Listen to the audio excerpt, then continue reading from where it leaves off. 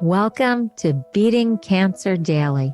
Beating stage 4 cancer for 30 years still takes my breath away every time I say it. I'm Saranne, founder of the Comedy Cures Foundation, and I hope you'll join me for just a few minutes daily for the next 365 days so we may laugh, learn, maybe cry a little as we live our best days beating cancer daily together.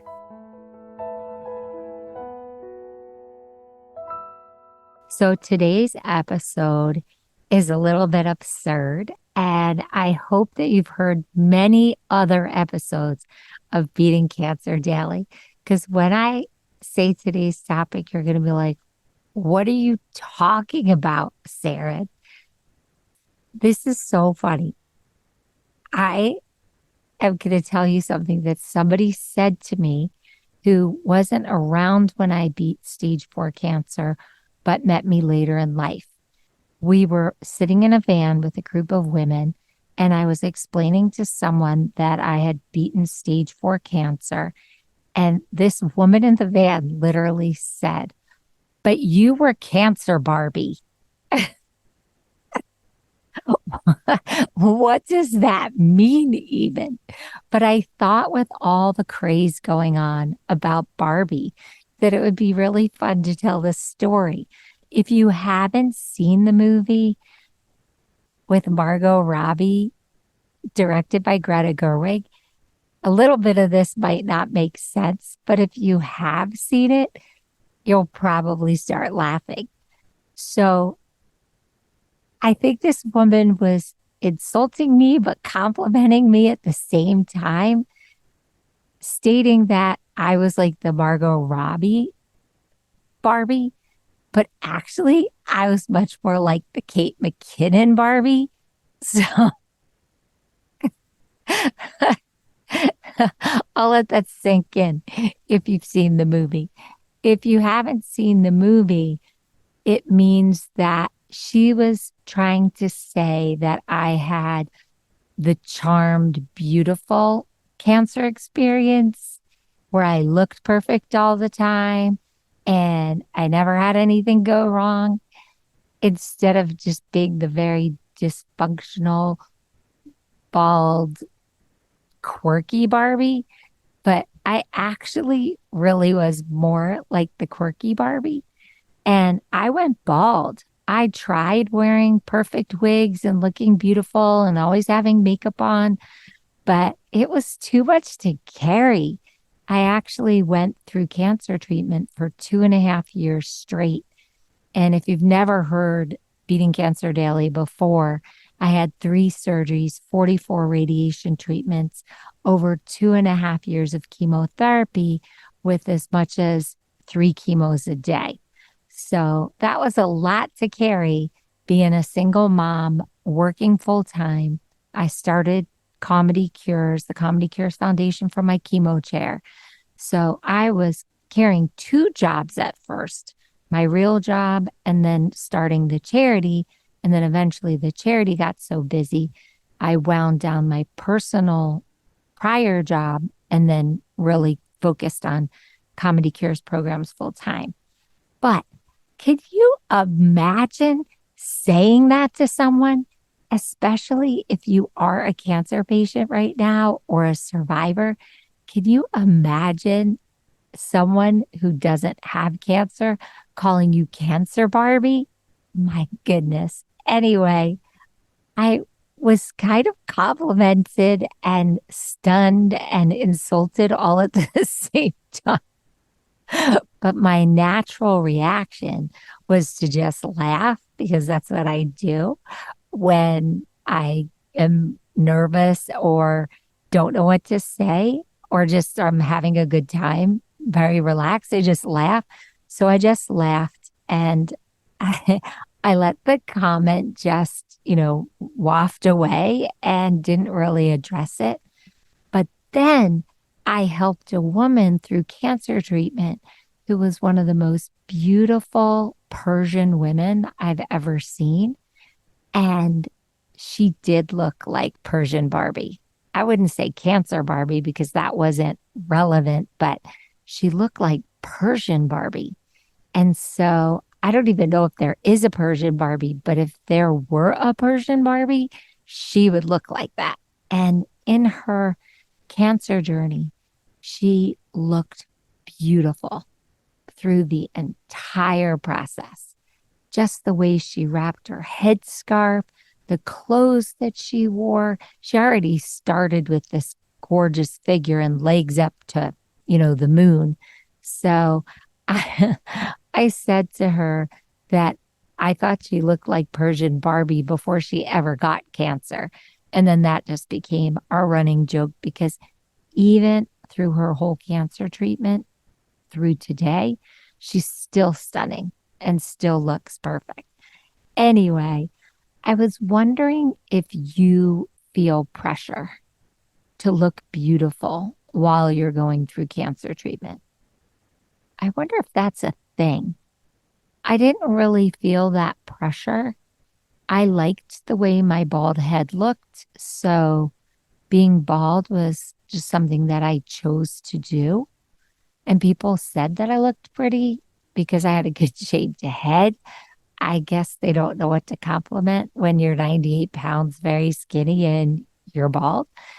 But I didn't feel unattractive. I was actually in the best shape of my life in terms of doing yoga 7 days a week and really having a six pack, which is crazy that I decided to do that as part of my empowerment on my cancer journey. There are no rules here. If you want to wear makeup, wear makeup. If you want to wear a wig, wear a wig. If you want to wear a hat, wear a hat. I do see that a lot of women, when they lose their hair, decide to wear big chunky earrings or very decorative necklaces. And that's just a style choice. I didn't do it. I'm kind of petite. And I just felt that all of that would have overwhelmed me.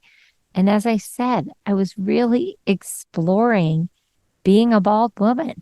I thought, wow, this is probably the only time in my life where I'm going to be a bald woman. So I might as well experience it to its fullest. And I did have wigs and I did have hats and I did wear them, but I found them incredibly hot. So if you are interested in hearing how to respond when people say terrible things to you when you have cancer, I did an episode called Cancer Say What? And there's also an episode that I did about losing my hair and what it's like to be a bald cancer patient and also wigs. So if you're really looking for an episode that addresses more about that feature, I would love for you to go back and hear that. Now, just in terms of the pressure that I feel now as a survivor, I do see that if I'm looking tired, people are really extra concerned. Or if I get really thin, people are very concerned. So I think that's a weird pressure that happens as a survivor, that people are kind of keeping an eye out for how you look. And it's not to judge you. It's just that, they could be on high alert to see if they see that you're having recurrence. Now, I do feel a little bit of pressure, especially being a public figure in the cancer universe, that when I do get on a Zoom that's public facing, that I do put on a little bit of makeup and I do have a light on. But if I'm just hanging out with friends on a Zoom or just talking to somebody for the podcast that I know well, like Jackie or Missy, who are both cancer survivors, no, no, no. I don't put on lighting. I don't put on makeup. I just get in front of that Zoom, full frontal with nothing masking anything.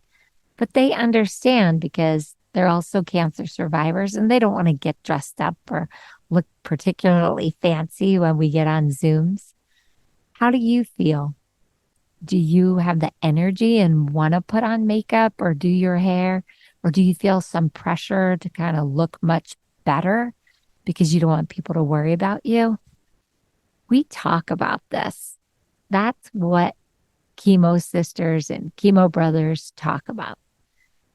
How we approach the outside world, the way we look, the way we feel, what's expected of us. These are conversations that are really important to have. You are not alone in them. So I'd love to hear what you think about this. Do you feel the pressure to be Cancer Barbie or Cancer Ken? Or do you just feel like you can be exactly where you are? And do you feel like you have to get dressed up and fancy when people come to visit you? Or can you just hang out in bed in your pajamas from the night before and just let your hair be a little matty and just hang out? My grandmother said to me my whole childhood, you must get out of bed. You must look good for your husband. You must wash and brush your hair. You must put on makeup every day, and you must put on a clean outfit and clean underwear. And I hear her in my head when I don't do that. She was always perfect. My grandmother was just unbelievably manicured and always went through life looking so polished. But I think, Nana, that's a lot of pressure. And I don't do it. And I feel badly because I actually gave that in her eulogy. She also always told me that my purse had to match my shoes. So I try to do that actually. So there's this really fun cartoon by Liza Donnelly, and it's the image of a movie theater. Barbie's on the big marquee, and a bunch of women are coming out. And one says, I have this urge to lose weight and buy a lot of things. That was one person's reaction coming out of the movie. But there was a Barbie meme that I saw that was really funny. It would really work for my friends in Texas and Staten Island. And it's this beautiful, glamorous picture of a blonde Barbie with really big hair. And Barbie says, if anyone ever tells you your hair is too big, get rid of them. You don't need that negativity in your life.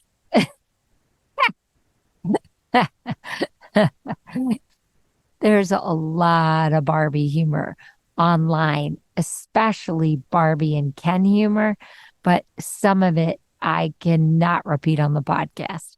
So we'll stick with those two. I hope that you are exactly where you need to be in your cancer journey. You don't hear my Nana in your head, and that you just really are where you are. That's where I got to in all of this. And I'd love to know if anyone has called you Cancer Barbie, or if you're more the Kate McKinnon Barbie. Go to comedycures.org, hit the record button and let me know, or hit the contact button and leave me a written message. I hope you have a blessed day. I'll see you tomorrow. If you've enjoyed this podcast, then I'd love to ask for you to go to comedycures.org and check out our membership circle levels. You will find even more resources and more programming, like our live virtual Q&A sessions with me, our live Comedy Cures events with our very talented comedians, live health builder workshops with Jackie Bryan, hosted by me, a robust monthly newsletter, plus much more. It's really an exciting community. So please consider becoming a member, giving it as a gift, telling your friends, telling your hospital support group all about this community. I can't think of a more empowering way to go through a cancer journey or your survivorship or your caregiving experience than with us at Beating Cancer Daily. It's truly an honor to serve you. Thanks so much. See you tomorrow. guess what time it is? It's time for me to read the disclaimer. Beating Cancer Daily and the membership circle are not in lieu of medical advice or treatment. They are for entertainment purposes only. Please consult your healthcare team to review your best strategy. Thanks for listening.